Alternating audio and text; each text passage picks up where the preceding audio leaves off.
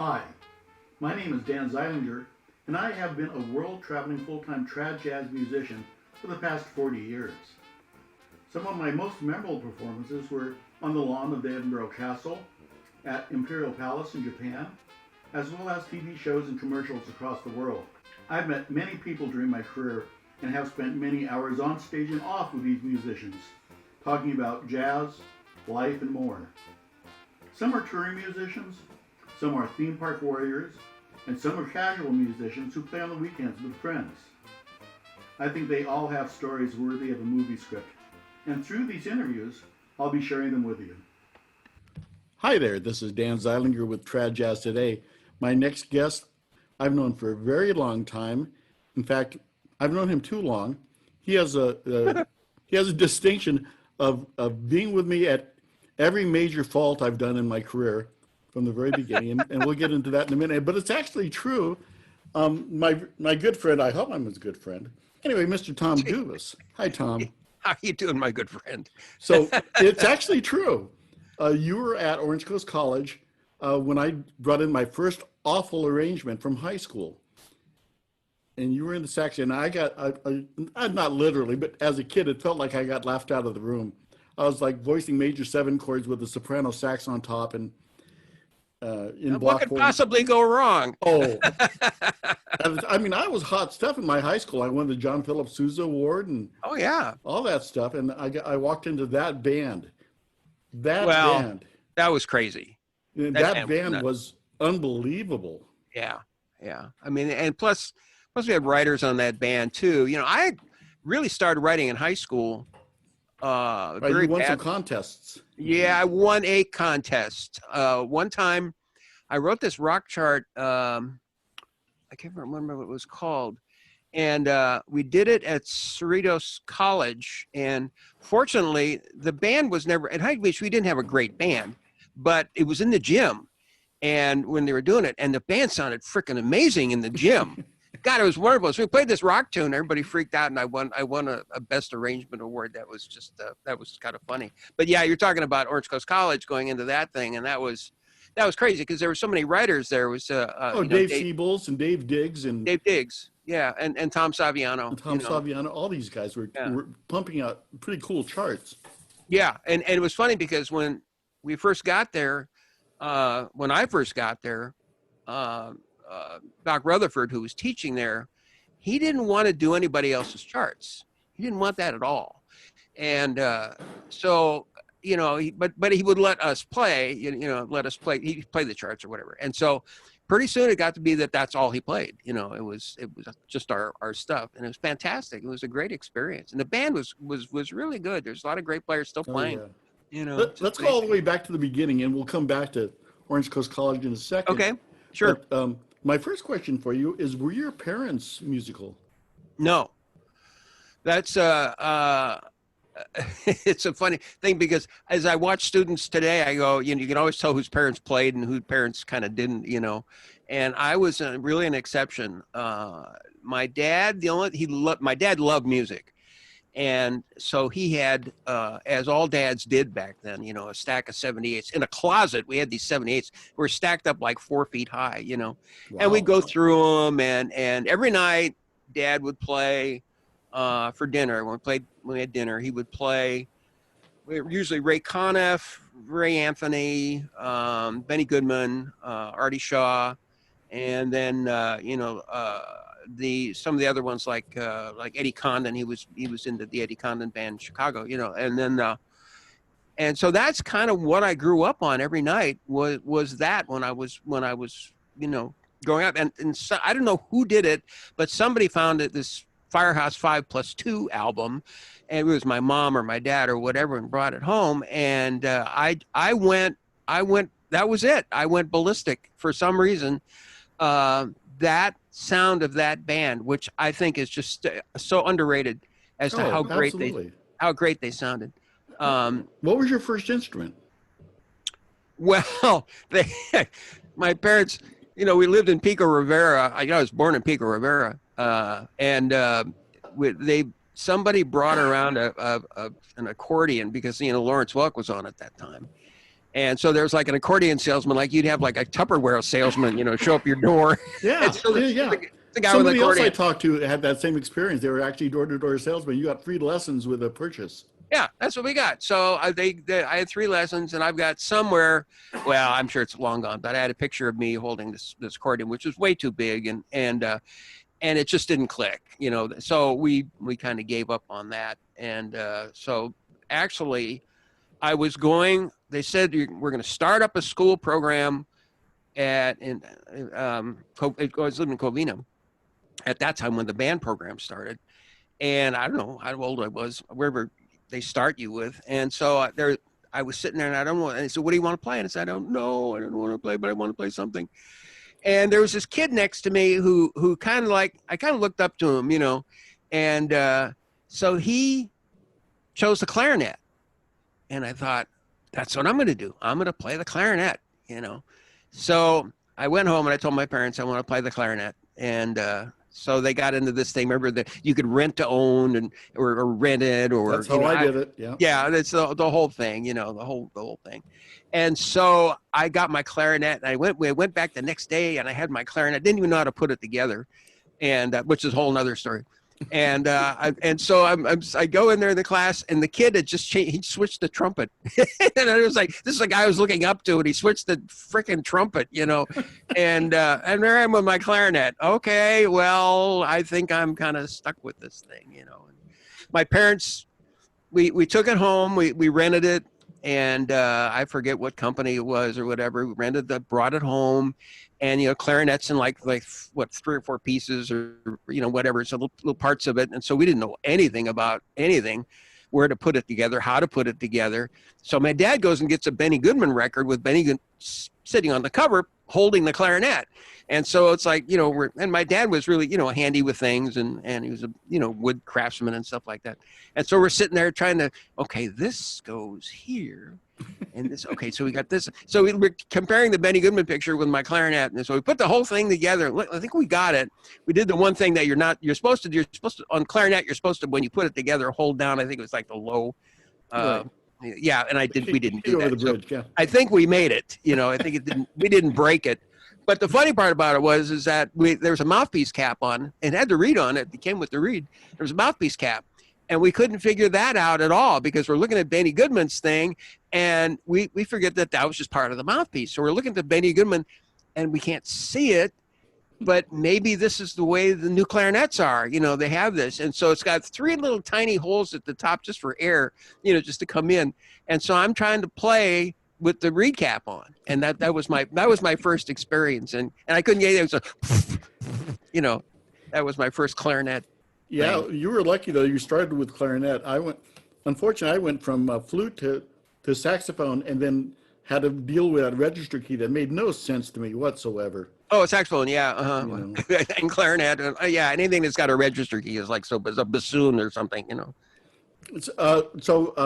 Okay, so now you're still living in LA, right?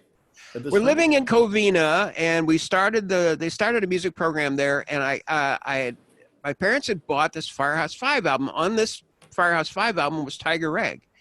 And so I was kind of enthralled with Tiger Rag. And so, so I was going, so I was playing the little shout chorus thing, and so I went in. This is a true story. When I went to, the band a couple of weeks after, we had like 16 clarinet players, and they're all in a row. And so, and it's one of those things you challenge people, and it's like, oh God, what a nightmare that was. Anyway, so I started playing, and the teacher got so pissed off. I went from 3rd clarinet to 16th clarinet. And he just got pissed off that I played this jazz thing, and so that was my thing. And then so I wound up little by little, and I'd never had nerve to do this stuff, but I went and I challenged that person and challenged the next person, and then I was up in like 4th or 3rd clarinet or something like that. But that was my first big experience, and well, jazz is going to not get you anywhere. People are going to swat you in the face. It's amazing. And Yeah. so, how did you guys end up in Huntington Beach? In Huntington Beach, my dad was working in downtown LA on Adams down there, Figueroa kind of area, and selling brake shoes. And he was in business with another guy. Well, that went south. The other guy was doing funny stuff with the money, blah, blah, blah. And my dad had to get out of a partnership, and that was miserable. And somehow my mom's brother, who was really pretty wise about all this stuff, got my dad out of this partnership because it was just hellacious, and got him out of there. And we had to move out of Covina. And so we decided, I was the one that said it, and I said, well, let's move to the beach. There's a kid, it's like, oh, let's move to the beach. Sure, let's go to Hawaii, whatever. And so I did. So they said, well, okay, that's not a bad idea. So they moved to Long Beach first, and had rented a house there, and then we got an apartment right on Balboa in not Balboa, Belmont Shore, right on the water. We had an apartment right on the water. I had a boat, a little Sabbath that was in my room. And so we moved there. And then for some reason, my dad, they wanted to buy a house. So they bought a house in Huntington Beach, down on Adams, kind of About near the what year beach. was that? Well, I don't know. I mean, I know there was an elementary school there. So I was definitely in elementary school. And so it was before high school. So it Which would means it was be, before the freeways were there. oh yeah, yeah. Well, it was there were no numbers. There was just, the San Diego Freeway, and a lot of the other freeways weren't even here yet. I'm not sure when the Garden Grove Freeway came in. See, my folks moved to North Huntington Beach about the same time, but Yeah. my dad worked at Loyola Marymount, so he was driving up, Ooh. 7th Street. He's taking side streets to Loyola. Yeah, yeah. Well, I mean, that's when we moved, and fortunately they had a band there, and no, they didn't actually. I'm sorry, they didn't have a band. I didn't really play much. I was playing by just at home, doing stuff, and I started. My parents started going to pizza parlors, and at that time, there was bands at pizza parlors. So Lots of them. we got kind of enamored with that. My parents kind of dug it, and so we found this one pizza parlor in Long Beach. There was a guy named Roger Snell, who was just this wonderful piano player, and his son is still around. Every once in a while, I see a little thing about him, but he's since gone. Roger's a great piano player. Man, he got a left hand. He could just swing and cook and kick. And my parents asked him if I could sit in. That was kind of like my first thing, And these guys were great in the pizza parlors. It was like, yeah, come on, those are the old days, So I come up and I'd play tunes, and I was 12, 11 or 12. And he loved it. So we kept going back to the pizza parlor. He loved it because I looked great. I was a kid, and so there I was, playing whatever I was playing. I didn't even know what I was playing. I was playing clarinet, but, I don't know how well. And so that's what I kind of did. And then little by little, my parents would take me to different places. And there was another pizza parlor up here on Beach Boulevard, Shakey's. And there's a guy named Hal Lotzenheiser who was there, played Follow the Dot kind of stuff, with the lyrics, I said, by the old mill stream, Mitch Miller, whatever. yes. Mitch Miller, and who could forget? And so my parents, talked him into letting me sit in. And so I'd go up there, we play, 5'2", and all this Darktown Strutters Ball and whatever, Downtown Strutters Ball, I guess. And so that's kind of where I got going. So I just kept sitting in with people. And then I wound up playing at one pizza parlor. I can't remember, it was in Santa Ana or whatever. It was a couple of, we went from pizza parlor to pizza parlor. That's because that's where all the bands were. And I wound up in this one place, and there was this trumpet player. I can't remember his name, but he could play a tune while standing on his head. That was his thing. Vesely. His last name was Vesely. I can't remember, and somebody's gonna remember this. and he could play a tune while standing on his head. So there we'd do a tune. He wouldn't do it all the time because it was too hard to do, obviously.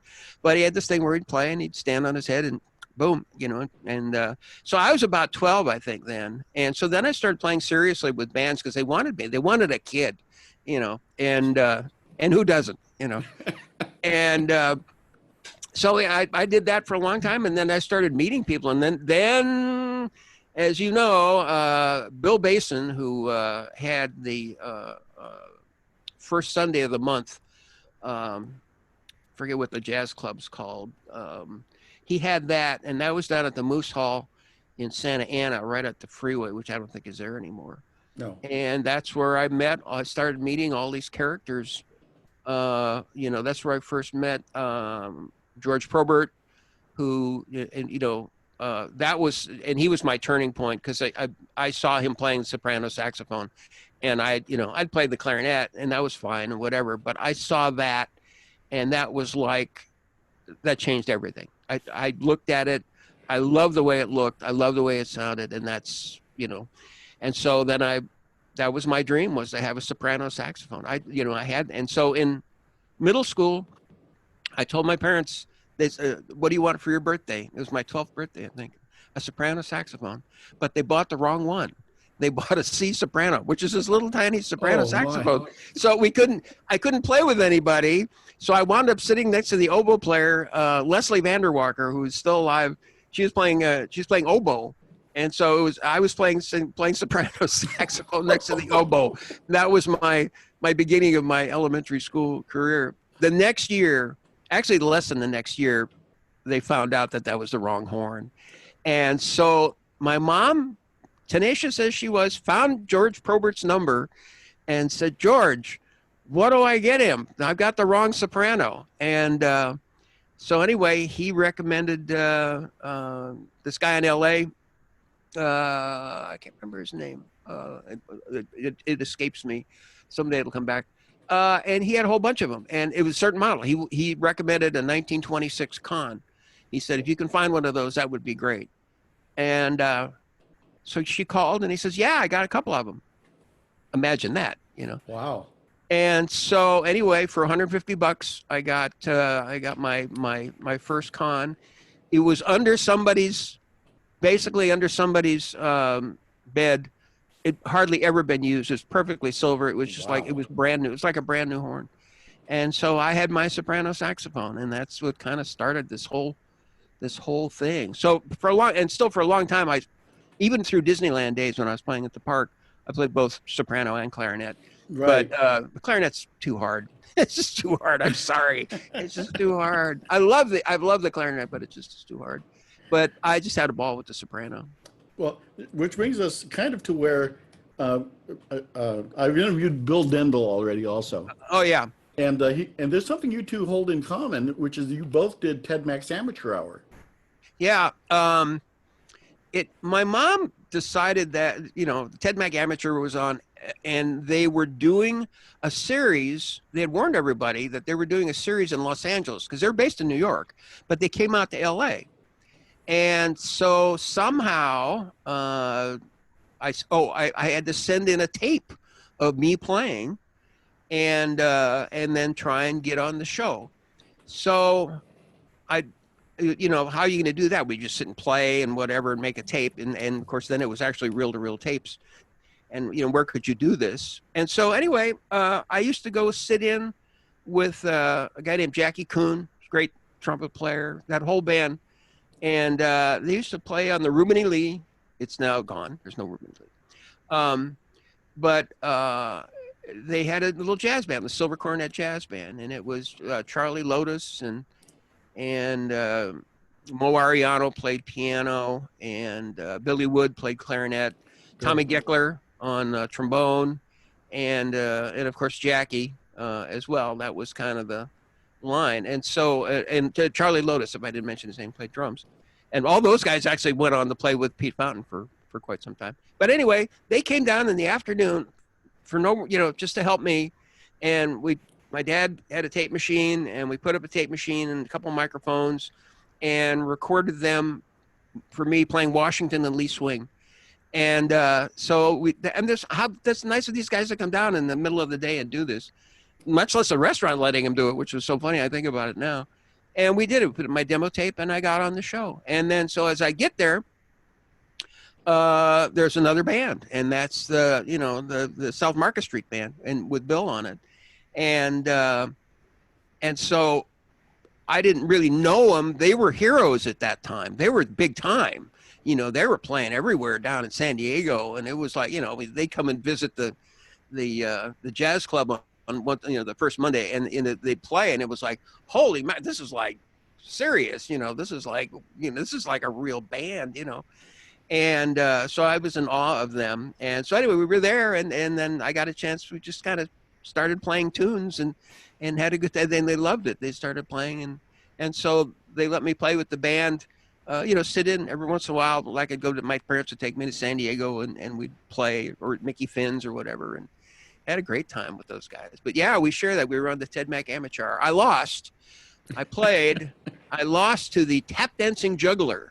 Oh, yeah. That should teach you right there. Well, that was a good sign. That showed me where the jazz business was going. I'm trying to remember what you played. I've seen that clip. What did Washington and Lee Swing. Is that what you played for the show also? Yes. Okay. Yeah. And it was really nice because they're guys.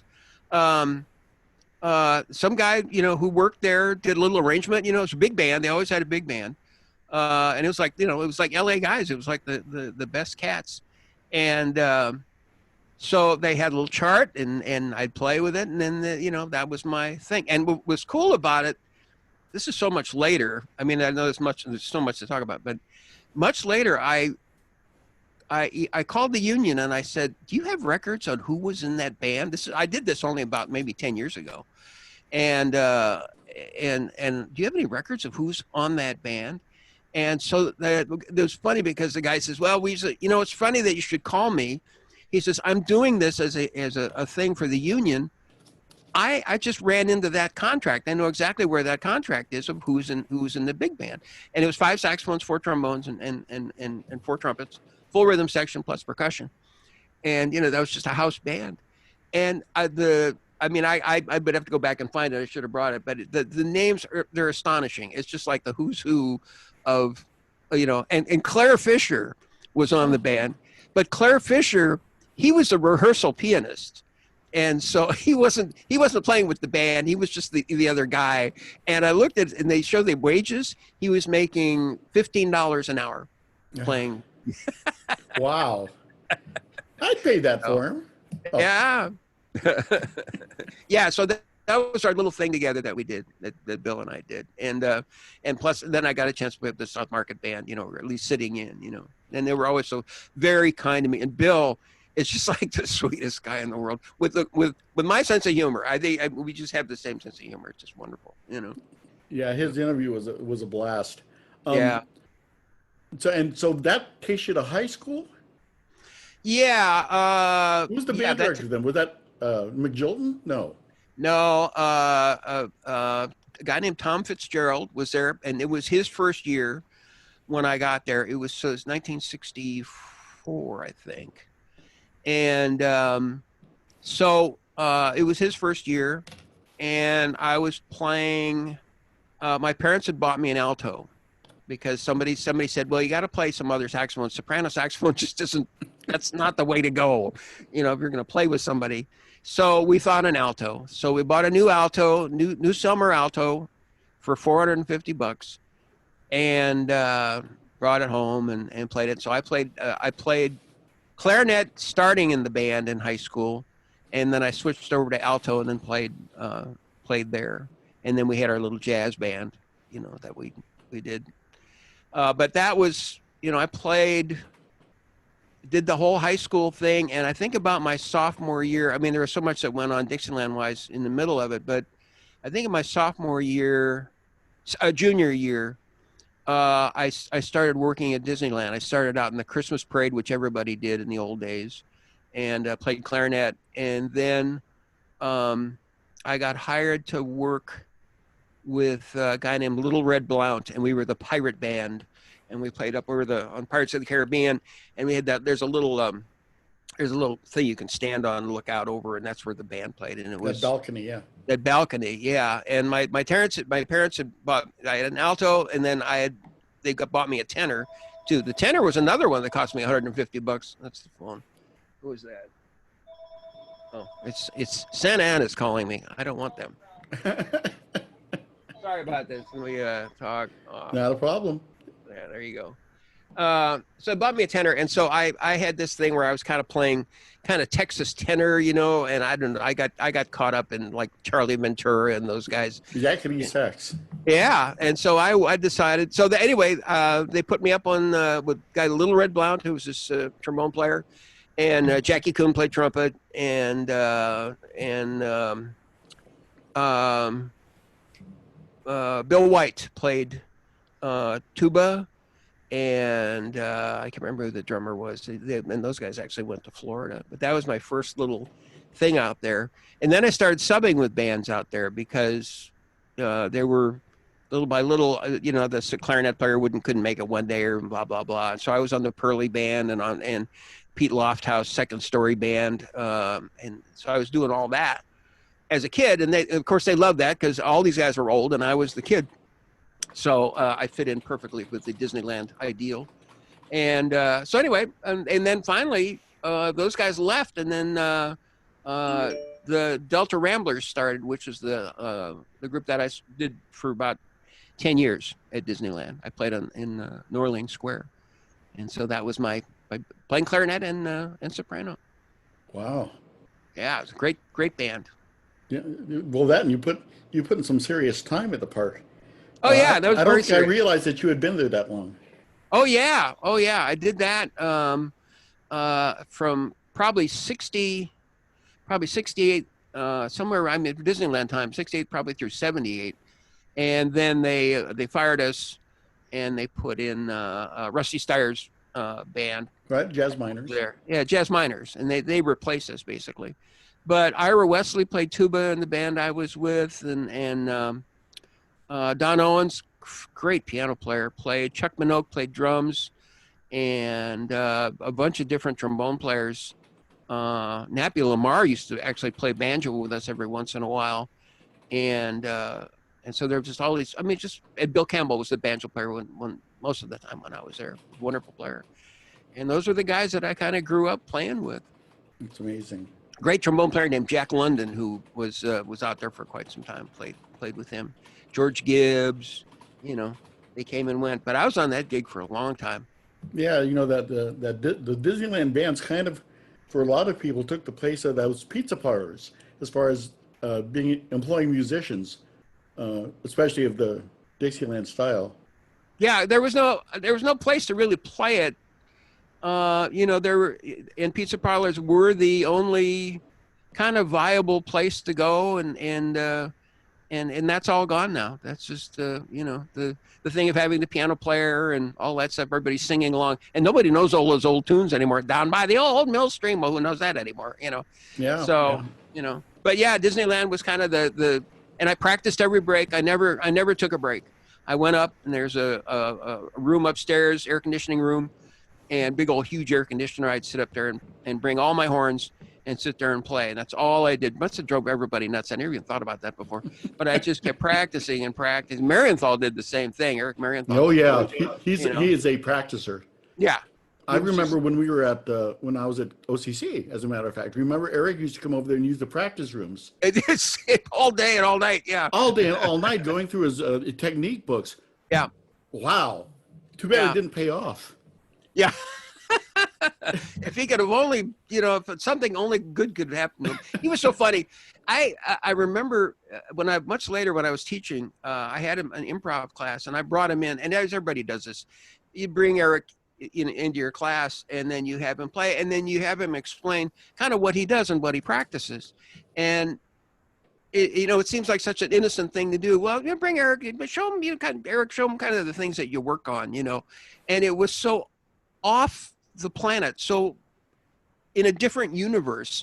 I basically had just people in the classes with their mouths open, just like a bunch of carp going, and they didn't get it. It was so hard and so amazing, that a lot of them just you kind of give up and you go, I'll never be able to do that, Yeah, but I've actually talked to Eric, hopefully, and coming in and doing an interview with me also.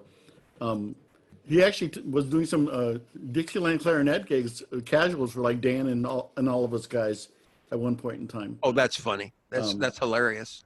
But and of course, his first big break was Al Hurt. Oh, I didn't know that. Yeah. Right out of college, that was the first band he toured with. He toured with Al Hurt for a while. Well, Al is what a marvelous player, underrated player. Well, maybe not underrated. I think those people who know how good he was. Yeah. He was just stunning. I was subbing with the Jazz Miners actually, and we opened for him at the big amphitheater there in Irvine. Yeah. And we opened for Al Hurt, so I had a chance to shake his hand and ogle. Oh man, that's wonderful. But that takes us to my first subject that I talked about, which was the fact that you just happened to be at almost all of my major failings in my career. Oh boy, what's Now, next? You actually were at my very first Dixieland gig. Oh, And it wasn't intentional. I had gone to South Coast Village to watch Dan and Brian in the band with my girlfriend, and you were on Reed's that day. Yeah. And whoever was playing tuba, don't remember who it was. It might have been Jeff Beaumont or somebody, or maybe it was Paul. Anyway, the tuba player didn't show up, and Brian looks down at me and says, "Go back to school and get your horn." And I had never done anything like I was playing, as you know, I was playing Cuban bands and Latin bands and big band lead, Right. everywhere I was, and so I did. And the first tune I tried to sit in on was Sweet Georgia Brown. I couldn't find anything with either hand. And to this day, just play a low note. That's all. You're fine. Oh, I don't know. Evidently, I did it well enough to where they kept thinking of me to nurse me along. Because the next time I failed, or had a difficult time with it, was when you were at Golden West, and those guys asked me to do the Syncopators band. Oh yeah, that's right. And you were an advisor on that. Yeah. And Dan Barrett and Howard Alden bottle fed me through that year. With changes and books and things, but I remember you coming around in the recording studio and just listening to making the audition tape and things, and Bill Liston and all those guys. What a way for me to start, I tell people that I went from having Howard Alden playing banjo to have Brad Roth playing banjo. Yeah. And when I got into real Dixieland bands, I had no idea that everybody wasn't that good. Yeah, that was the superstars. Brad Roth, I had such a long, run with Brad, with this other group, the Swing Savant group, which we did much later. Which one of my favorite bands. Yeah, and we featured Brad a lot. And man, the artistry, I don't think people understand it. He's an artist on so many levels on that instrument. It's just beautiful, and it's great. He's playing. I've done an interview with him also already. Oh, really? Good. And I told him that my favorite arrangement that he's ever done was the Swing Savant version of Sing Song Girl. Oh, he plays it beautifully. And he said, "Well, Tom did that arrangement. It was just like Eddie's." I went, "Oh, yeah, cool." I don't know that. But can you imagine? I mean, you kind of might have done sort of did the same thing. But I went from a college band with Howard Alden to a kid band with Brad Roth, and then I all of a sudden I was thrust into the world of jazz clubs and real banjo players. Yeah. Going, wait a minute. there's a marked difference. Now, I was lucky. We had a band. My dad and I put together. My dad never played anything, and he decided late in life that he wanted to play with me, so he bought a set of drums. And so he bought, it's called, his name was George, which was funny. And he bought these St. George drums. And we went and bought them. I went with him. It was some guy's house. He was like throwing drums out the back door here, And so there's a set there, and he bought them home. And he started thumping away, and he kind of figured it out. And it was like, when you talk about the jazz clubs, and you were talking about, this banjo player not being quite as up to, when you go to a jazz club, you just never know who you're going to get, and sometimes you get really good players, and then sometimes you get people who are just played, a year ago, Right. And I remember one of the things that happened on the first Sunday of the month was that the first band would come on, I think at 1 or something like that in the afternoon, and musicians didn't get there by 1, and so they were trying to put together bands, and they just could. It was hilarious. It's And still that way. is it still that way? Yeah. Well, we were, my parents and I, we were always on time. We're ready to go, and so my dad started playing, and then we started, playing with some different players. Whatever set you're playing with this guy, you're playing with this guy. Then you figured out people that you like to play with, you didn't like to play with, or whatever. And anyway, we started this guy. There's a guy named Hal Grudy, and Sure. Hal and Chuck Big- Cecil, Yeah. not Chuck Cecil, Cecil Gregg, who was a drummer, but he loved to play piano. And so we started this little group, thinking that we would be the first set people, and that they'd always have a good band. And so they loved it over there. It was a great idea. We'd have this band, and it was very organized. And we had great trumpet player, and just everybody was a really good player. So we started rehearsing at Cecil Gregg's house because he had the piano, and so we became, for many years, called the First Setters. And so we would go there and we would open the thing up, and it'd always be this great band that would play. And my dad was thumping away on the drums, and he got pretty good at it. It was great. He started probably in his 40s, and he's, thumping away. And so we had this little band, and we played at Dixie Junction, which was over in Orange by the railroad tracks there. And, that was our little group that played kind of everywhere. And one night we were playing at the Dixie Junction in Orange, and it was this big kind of hollowed out club. We just had a stage, had peanuts on the floor, peanut shells. And in walks Leonard Feather, who was like this huge, writer at that time, who hated everybody, Oh, yeah. Anytime he wrote up anything, it was miserable. And anyway, so, there's hardly anybody in the club, and in walks Leonard Feather. I don't know how old, I'm not very old, and my dad's thumping away on drums, and we're playing, and darn it, if he didn't write a review about us, and he loved it. So that was one of the coolest things. Gave my dad this compliment, I'm sure he's like pissed off Buddy Rich and all these other people. He liked my dad for some reason, and liked me, so that was kind of cool, Wow. Yeah. That is rather auspicious, isn't it? It was a great moment. And of course, Matt and I were talking about the fact that you're writing for big bands, and particularly in the high school and college age ranges, is now that's majority of the educational books in the country are Tom Kubis charts. There's one everywhere. There seems to be.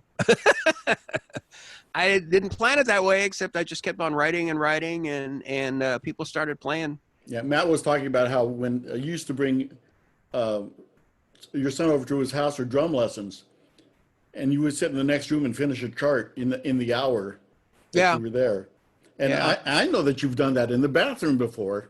Oh yeah, I've got a lot of charts. One of my favorite charts, one Bill Bailey and Maurice Shuffle, which are on my first album. I actually went into the bathroom and turned the shower on so I couldn't hear anything, just hear the sound of the shower, put a pillow on the floor, and I'd sit there and write. And I would do that for hours. I don't know what the water bill was. Oh, well, I'm sorry. That was a time when the apartments had utilities included, so it didn't matter. And so I used to do that a lot, quite a bit. Well, just to let you know, I stopped writing for big bands, which is I write for marching band. I write for marching bands still, but okay. But no more big band arrangements for me. Other than if I want to do something for educational purposes at my school, I've actually written some charts that are playable on just the B flat scale for my students, and that always works. Yeah, sure. Heck yes. What can I say? You got your hand in it. Well, I'm still playing too. I still play Friday nights up until March with Robbie Rhodes and those guys, and I get to see Jeff Beaumont every so often. Yeah. would come down and play. So Say hello to Robbie. I like having my foot in the history, you know?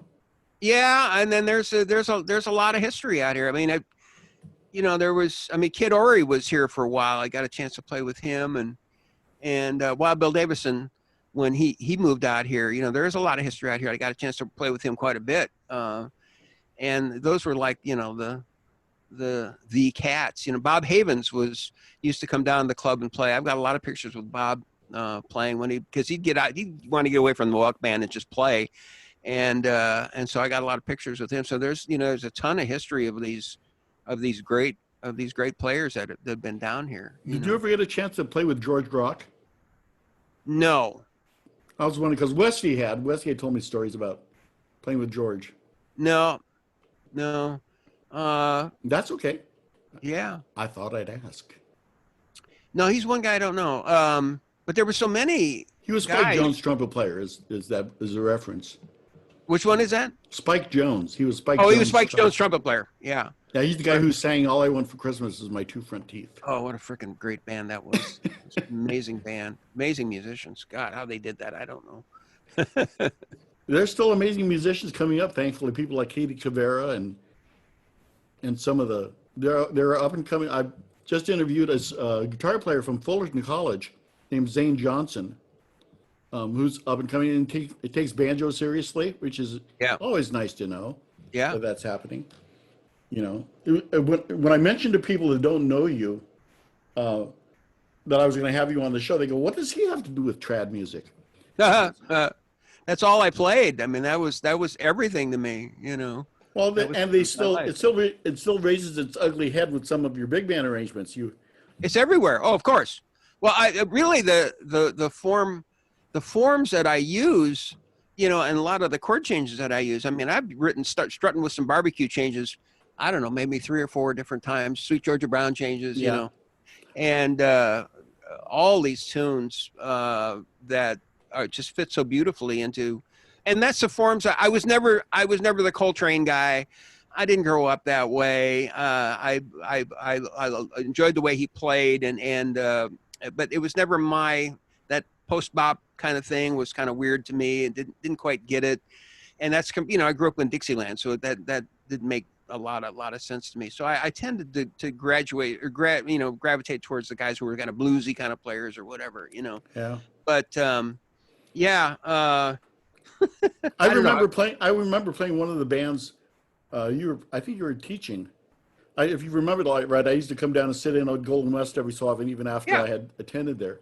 Sure. And I was panicking on some solo that I had because I stupid enough to sit down at the second book, and you calmed down and you looked at me and said, "Dan, it's just Sweet Sue changes." I went, "Oh, yeah, there. See, I can do that." Well, what's funny about that, in using those Dixieland tunes as chord changes, who loved that was Bill Watrous. Bill loved those tunes. And so I'd write, whatever. I mean, there was a whole bunch of Blues My Naughty Sweet he gives to me. I'd use those chord changes. I goes Blues My Sweaty Night he gives to me, and I'd use those changes. And every tune I wrote that was kind of based on Dixieland tune, he used it for his big band. He loved it. He just was like, and I guess he just loved playing those kinds of changes. He was a straight ahead player, and that's what he loved. He loved to play. Over that project that you recorded for me with Alf Clausen. It's still in the can. I don't have the financing. I don't have the financing turned out. I have it on digital DAT tape.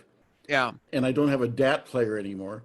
Who does? But I've got to get that out for people because that was. I mean, you were astounding on that session when we did.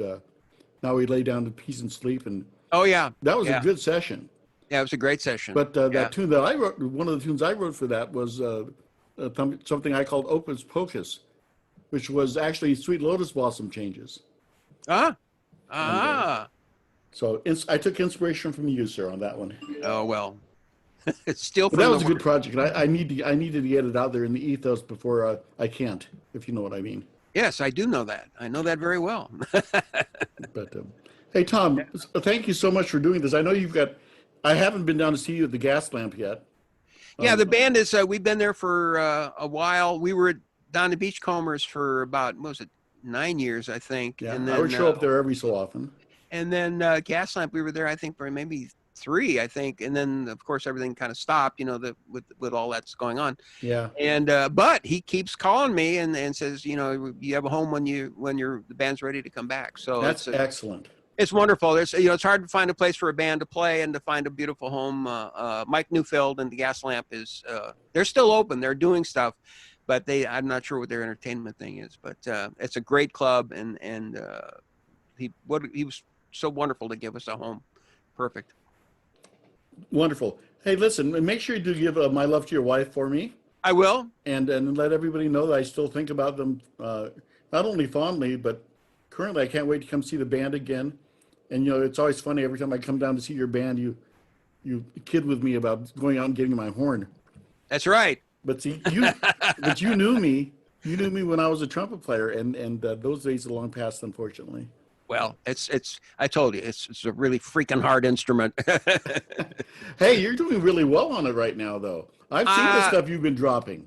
I have. I played really seriously about 10 years ago, and then I had to stop. I had a little physical thing with my hand that was kind of bugging me, and since it's kind of worked itself out. And so now I started playing about 4 months ago to see if I could get anything back after that long. And so little by little, it's coming back. I get a little encouragement from Bergeron and those guys. And, I'm kind of an honorary trumpet player. How's he doing?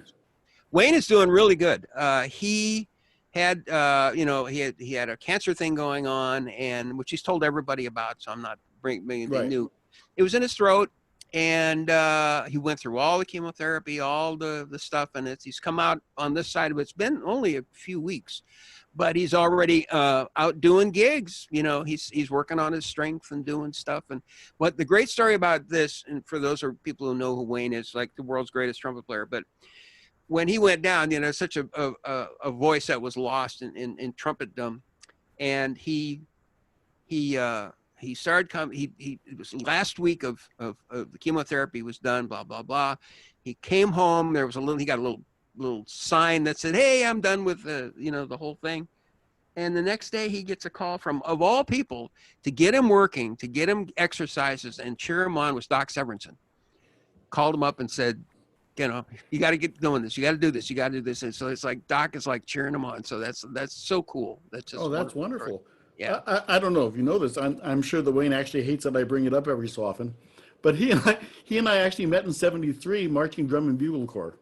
I believe I know that. Yes. I believe I know that. And on some of his interviews he's given to people, he's talked about how drum corps almost ruined him. So I'm appreciative of that. But well, Tom, listen, it's good to talk to you again. Great to talk to you. I hope I get to come see you play soon. You will. And like I said, give everybody my love. I will. Thank you, man. You're welcome. A real treat. Take care. Okay. Bye-bye. Thank you for watching Trad Jazz Today. Dan shows new interviews every Monday, Wednesday, and Friday. Make sure to check out the archive of past shows, and please give us a thumbs up when you subscribe to the channel. Bye.